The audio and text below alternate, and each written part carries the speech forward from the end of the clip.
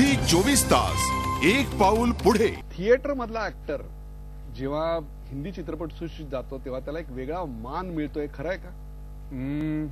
Cinema हे मोठं माध्यम आहे. मान म्हणजे कसं आहे मी तुला सांगू का, हे क्षेत्र काय आहे बेसिकली मुळात, की मी जे करतो आहे ते जास्तीत जास्त लोकांनी पाहावं, मी जास्तीत जास्त लोकांपर्यंत पोहोचावा, हा बेस आहे ऍक्टिंग किंवा कुठल्याही परफॉर्मिंग आर्ट ज्याला आपण म्हणतो त्या आर्टचा किंवा कुठल्याही कलेचा फॉर दॅट मॅटर. अर्थातच सिनेमा हे असं माध्यम आहे, मी आज इथे तुझ्याशी गप्पा मारत बसलेलो आहे आणि जगभरात कोण कोण माझा कुठे कुठे सिनेमा बघत असतील, ही पॉवर आहे सिनेमाची.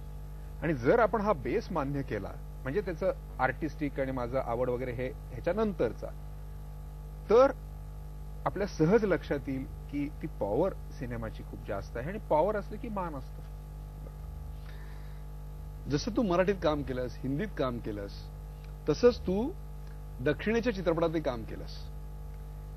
दक्षिणेची चित्रपट बनवायची किंवा अभिनयाची शैली वेगळी आहे, संस्कृती वेगळी आहे. काय सांगशील त्याच्याबद्दल, विशेषतः मराठी चित्रपटाच्या तुलनेत बोलायचं झालं तर? हा पूर्ण एक वेगळ्या पर्स्पेक्टिव्हने आपल्याला बघायला लागेल. तुझा शेवटचा जो शब्द आहे तोच महत्वाचा आहे. मला असं वाटतं की कुठलीही कला ही लिंबोमध्ये असत नाही, कुठल्या तरी असं एक अधांतरी असत नाही. कुठलीही कला ही त्या प्रांताच्या, त्या देशाच्या एकूण आर्थिक, सामाजिक, राजकीय, सांस्कृतिक सगळ्या ह्याचा एक परिपाक असतो आणि त्या सगळ्या बॅकग्राऊंडवरती त्या कलेला पाहायला पाहिजे. दक्षिणेमध्ये सिनेमा पॉप्युलर होण्याची खूप सामाजिक, राजकीय कारणं आहेत आणि महाराष्ट्रामध्ये सिनेमाच्या बाबतीत जे आहे ते त्याची सामाजिक, राजकीय कारणं आहेत. तो खूप थोडासा खोलाचा विषय आहे, थोडा कॉन्ट्रोवर्शियल पण विषय आहे, त्यामुळे त्याच्याकडे आपण जाऊया नको. पण ही बाब लक्षात घ्यायला पाहिजे, एवढं नक्की. मला एकच ह्याच्यात प्रश्न अगदी साधा विचारावा असा वाटतो की जेव्हा लोक कम्पेअर करतात मराठी सिनेमा आणि दाक्षिणात्य सिनेमा, एस्पेशली कारण रिजनल सिनेमा आहे म्हणून, की तुम्ही नाटकाला कम्पेअर करता का? मराठी नाटक, बंगाली नाटक, ह्याचं तुम्ही दक्षिणेत नाटक तुम्हाला शोधून सापडते. कमर्शियल नाटक हा प्रकारच नाहीये. आणि तुम्ही आज वर्तमानपत्र मराठी उघडलं तर 2 पानं भरून तुम्हाला नाटकाच्या जाहिरात, हा संस्कृतीचा हा हे जे मी म्हणतो ना सामाजिक, राजकीय, ते आहे.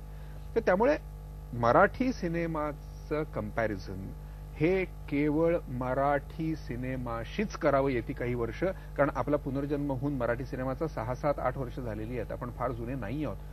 तुम्ही कुठे साऊथशी कम्पेअर करताय, तुम्ही कुठे हिंदीच्या 100 वर्ष जुन्या सिनेमाशी कम्पेअर करताय? करू नकात.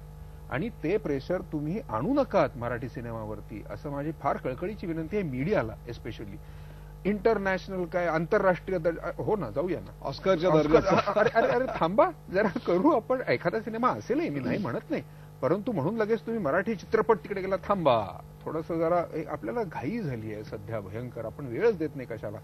आमच्यावरती जबाबदारी आहे एक महत्वाची, की मराठी सिनेमा दर्जेदार करत राहणं आणि एक विश्वासार्हता लोकांना वाटेल इतक्या संख्येने चांगला सिनेमा करणं.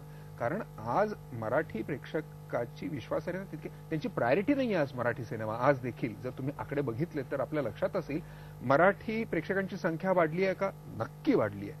पुरेशी वाढली आहे का? थांबा, विचार करायला लागेल आपल्याला. बरोबर आहे अगदी. तर त्यामुळे पुरेशी वाढली आहे का ह्याच्यासाठी आपल्याला आकडे जमून बघायला लागेल. हेच मराठी न्यूज चॅनलच्या बाबतीतही घडतंय. जेवढा बंगाली प्रेक्षक बंगाली न्यूज चॅनल बघतो, तेवढ्या संख्येने आणि तेवढ्या तीव्रतेनं तेवढा काळ तो मराठी न्यूज चॅनल, मग ते कुठलंही असेल, फक्त झी 24 तास असं नाही, कुठलंही चॅनल असेल तर ते बघत नाही. ही वस्तुस्थिती आहे. तो झटकन देवनागरीच्या संस्कारामुळे असेल, हिंदीच्या जवळीकीमुळे असेल, तो पटकन हिंदी आणि इंग्रजीकडे वळतो. किंबहुना ग्रॅज्युएट झाल्यानंतर त्याला मराठी चॅनल बघणं एक प्रकारे कमी, कितीही चांगल्या दर्जाचा कार्यक्रम केला तरी त्याला पटकन वळावंसं वाटत नाही. हे असंच चित्रपटाच्या बाबतीत पण आहे. कारण मला तेच म्हणायचंय की म्हणूनच मी म्हणतो ना की कुठल्याही बाबतीत ह्या सगळ्या गोष्टी अप्लाय होणार. आणि तू म्हणालास तो अत्यंत महत्वाचा भाग आहे की या भाषा आपल्याला जवळ असणं.